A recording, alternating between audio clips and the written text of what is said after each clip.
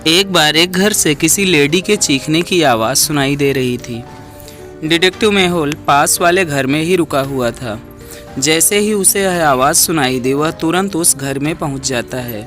वहां पहुंचकर वह देखता है कि एक लेडी की लाश पड़ी हुई है। उस लाश के सामने 4 लोग खड़े हैं। तो मेहुल समझ जाता है कि उस लेडी का खून इन चारों में से किसी एक ने किया है। तो दोस्तों, क्या आप लोग समझ पाए हैं कि खून किसने किया है? अगर समझ पाए हैं तो कमेंट में इसका जवाब दीजिए।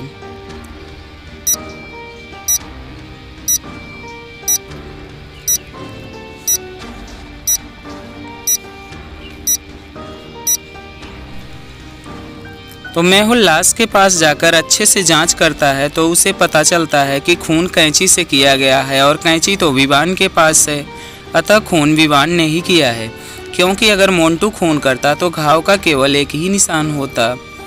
अगर मेहर खून करती तो उसके पास हथौड़ा है तो घाव का काफ़ी गहरा निशान होता। और अगर मानव खून करता तो उसके पास बंदूक है और वह गोली से उसे मारता तो गोली आर पार चली गई होती। इसलिए खून कैंची से किया गया है और विवान ने खून किया है। तुरंत मेहुल ने विवान को पकड़ लिया और ले जाकर के जेल में बंद कर दिया।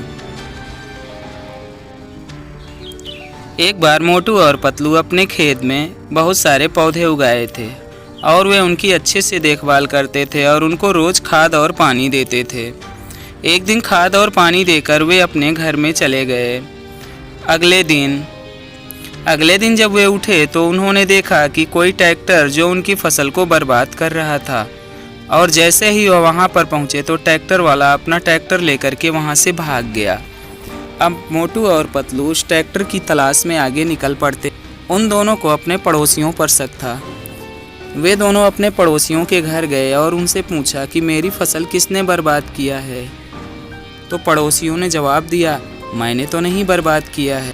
तो दोस्तों, आप लोग इन तीनों पड़ोसियों को देखकर बताइए कि मोटू और पतलू की फसल किसने बर्बाद की है, विवान ने, जान द डॉन ने या फिर मोंटू ने। तो कमेंट में इसका जवाब दीजिए।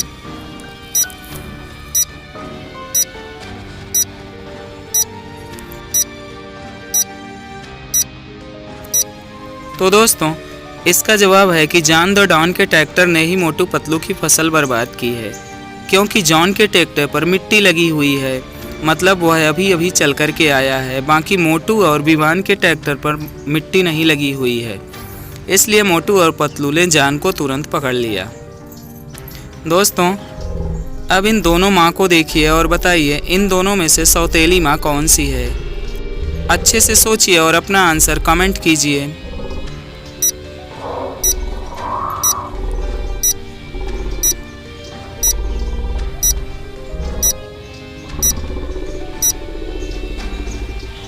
तो दोस्तों, मुझे लगता है कि यह ए नंबर वाली माँ सौतेली माँ है, क्योंकि इसको देखिए तो इसने अच्छे कपड़े पहने हैं, अच्छा खाना खा रही है। लेकिन उसका बेटा अच्छा कपड़ा नहीं पहना है और अच्छा खाना भी नहीं खा रहा है। ऐसा तो सौतेली माँ ही करती है। इसलिए मेरे हिसाब से तो ए नंबर वाली माँ ही सौतेली माँ है। वैसे दोस्तों, आपका क्या विचार है? कमेंट में ज़रूर बताइएगा। वीडियो अच्छा लगा हो तो वीडियो को लाइक शेयर कीजिए और चैनल को सब्सक्राइब कीजिए। मिलते हैं किसी अगले वीडियो में।